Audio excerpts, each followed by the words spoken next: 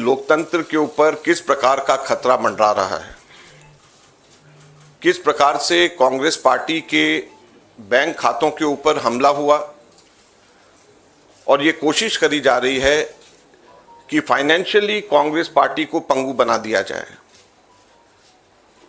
ये केवल कांग्रेस पार्टी के खातों पे नरेंद्र मोदी सरकार का हमला नहीं है, बल्कि भारत के लोकतंत्र पे हमला है। अगर प्रमुख विपक्षी पार्टी वित्तीय तौर के ऊपर पूरी तरीके से पंगु हो जाए, कोई कार्य नहीं कर सके, पब्लिसिटी के ऊपर पैसा नहीं खर्च कर सके, कैंपेन के ऊपर पैसा नहीं खर्च कर सके, अपने कैंडिडेट्स को पैसे नहीं दे सके, तो फिर चुनाव किस बात का? और चुनाव की घोषणा हो चुकी है। पिछले एक महीने से हमारे अपने बैंक अकाउंट्स में पड़े हुए 285 करोड़ रुपए का हम इस्तेमाल नहीं कर पा रहे हैं।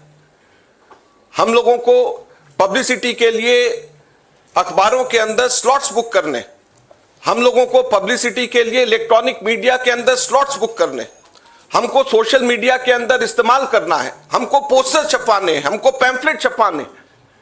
अगर हम लोग वो काम भी नहीं कर सकते तो किस प्रकार से लोकतंत्र जिंदा रहेगा और कैसा लोकतंत्र है ये?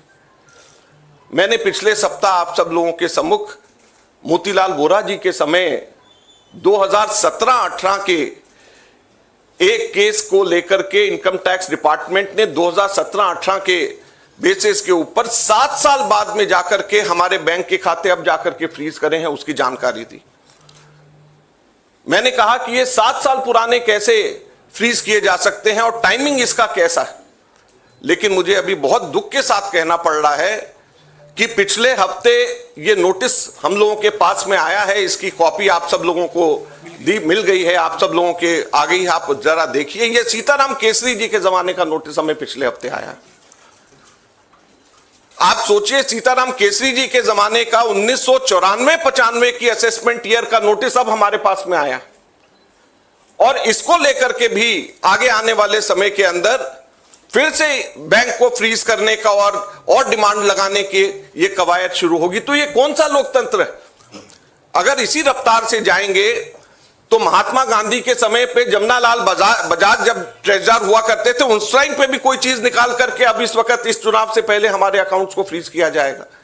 तो ये किस चीज का लोकतंत्र है? 30 साल पुराना, 31 साल पुराना असेसमेंट ईयर का हिसाब निकाल करके हमारे खाते फ्रीज करे जा रहे हैं ताकि हम लोग चुनाव ही ना लड़ पाए।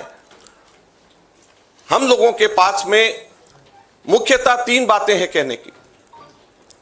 हर पॉलिटिकल पार्टी इनकम टैक्स से एग्जेम्प्टेड होती है, कभी किसी ने भी पेनल्टी इस तरीके से नहीं दिया, तो कांग्रेस पार्टी को अकेले क्यों चुना जा रहा है? दूसरा, इसकी टाइमिंग देखिए, 2017-18 का मोतीलाल वोरा जी के टाइम का और 1994-95 का सीताराम केसरी जी का समय, और केवल 1 महीना पहले चुनाव के घोषणा होने से पहले यह काम शुरू किया जाता है।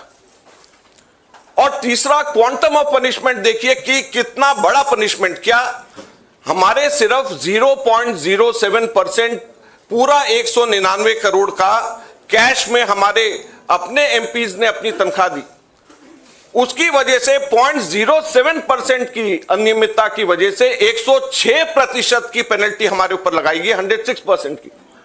कितना? 0.07% की अनियमितता की वजह से 106% की पेनल्टी हम लोगों के ऊपर लगाई गई है। ये क्वांटम। हम लोगों ने मात्र 30 दिन लेट हम लोगों ने अपने अकाउंट सबमिट करे।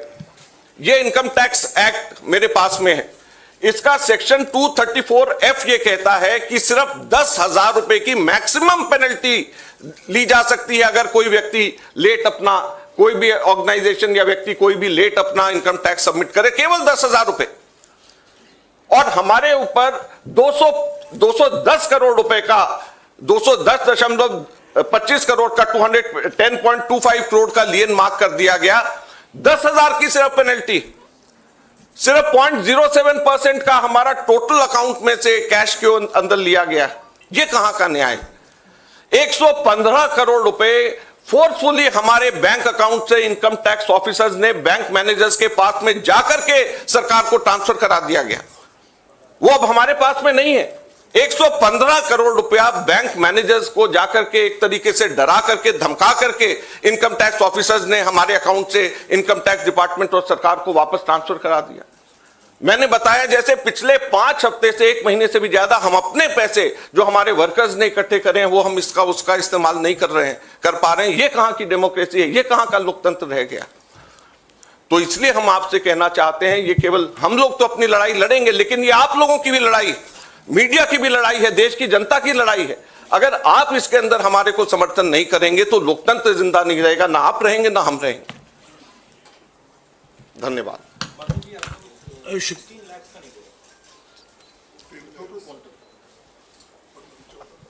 14 हमारा टोटल जो है 14,40,000 बनता है, जो 0.07% है। तो सिर्फ 14,40,000 जो हमारा 0.07% है, उसकी वजह से हमारे को ऊपर 210 करोड़ रुपए से भी अधिक का हमारे ऊपर लियन मार्क करके हमारी पेनल्टी लगाई गई है। तो आप सोचिए 14,40,000 के बदले 210 करोड़ रुपए की पेनल्टी हमारे ऊपर लगाई गई है। ये कहां का लोकतंत्र है? शुक्रिया अजय माकन जी। आखिर में मैं राहुल गांधी जी से गुजारिश करूंगा कि वो आपको संबोधित करें।